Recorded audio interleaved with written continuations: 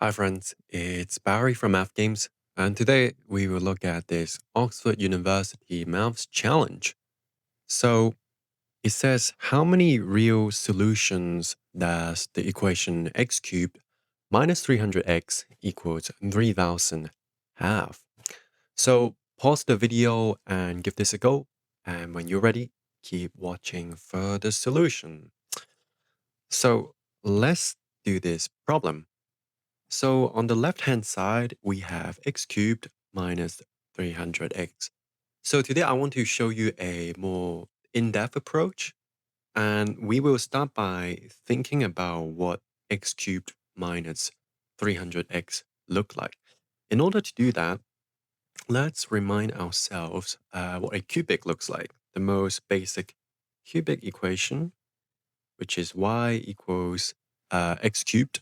So it looks something like this. It goes through the origin because when x is 0, y is also 0.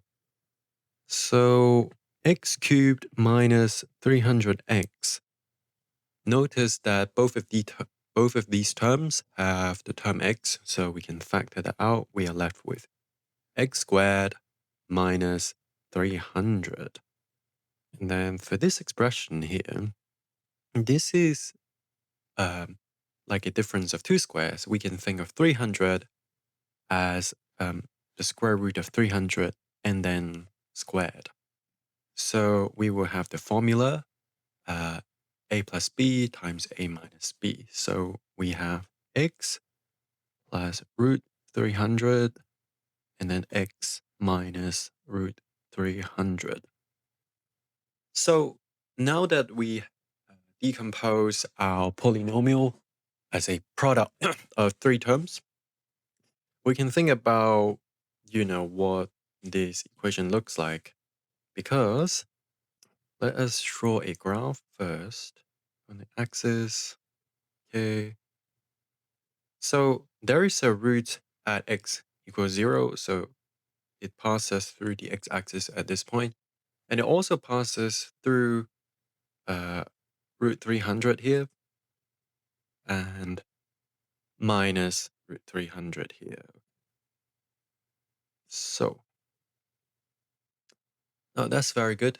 So the next thing we want to find is how the curves look like. So let's think about this section. Okay, so in here, the x value is less than minus root 300. And so we can try and substitute values into this. So we have root minus root 300 and then something minus that. So something even less than that. So the first term would be negative. The second term would also be negative. And the third term would also be negative. So we have negative times negative, that is positive. And then positive times negative, that is negative again. So this tells us that the curve must go below the x-axis, right? And really, as soon as we figure that out, all we have to do is to draw the general shape of a cubic like this. So it will have to look like this somewhat, okay? And it will all keep going up all the way to the top. Okay, I know it's a bit messy. I'm still new to this YouTube thing, but it will get better over time. So now we know what it looks like, right? And then what about the right-hand side? What about the right-hand side of the equation? It's just 3000. And by 3000, the question really means y equal 3000. So on the y-axis, that would be a line very much at the top.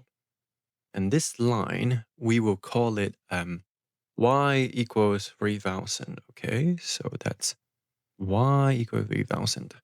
So this is a rough sketch, and we can sort of hazard a guess that there is only one solution because these two lines only intersect at this point. Now, this is actually the answer, but we want to be crystal clear that this is the case because if you look at the curve here, what if this can go so far up like this, right? Well, then in that case, there might be two extra roots, two extra intersections. So let's try and show that the maximum point here does not go above the line y equals 3000. So the way we can do this is, you notice the two roots here we have minus root 300, and then this is 0. And in any of these polynomials, the maximum, the local maximum or the local minimum, they are always in the middle. Okay, they are always in the middle of the two roots. So the middle of root minus root 300 and 0, that is just minus root 300 plus 0 divided by 2. So that is just minus root 300 divided by 2. So what we want to do now, we want to substitute this value back into our expression and evaluate the value of that, okay? So we'll have minus root 300 divided by 2, and then minus root 300 divided by 2 plus root 300, and then again, except this time we minus that. So we can think of the root 300 as between root 100 and root 400. So we know root 100, that is 10, right? So, and then root 400 is 20. So let's pick our number to be around 15, okay? So we have minus 15 divided by 2, and then minus 15 divided by 2 plus 15, and then minus 15 divided by 2 minus 15. So we can calculate that, and then so in the middle term here, that is so that's just 7.5 because we have 15 minus 7.5. So we have minus 7.5 multiplied by 7.5. And then for our last term, it's minus 7.5 minus 15. So that is minus 22.5. So this whole term will obviously be positive as expected. And this is roughly, so what I'm going to do, I'm going to treat the 7.5 as 8 just for easier calculation. So it's around 8 times 8 and then times, say, 23. So it is 64, 23. And that has to be less than 2,000. So it's around 1,200 and a bit more. So it doesn't matter what this is. This is like a rough sketch, right? So all we have to know is the maximum point here, it has to be less than 2,000, which is less than 3,000. So we know categorically now that this part of the curve will never go above the line.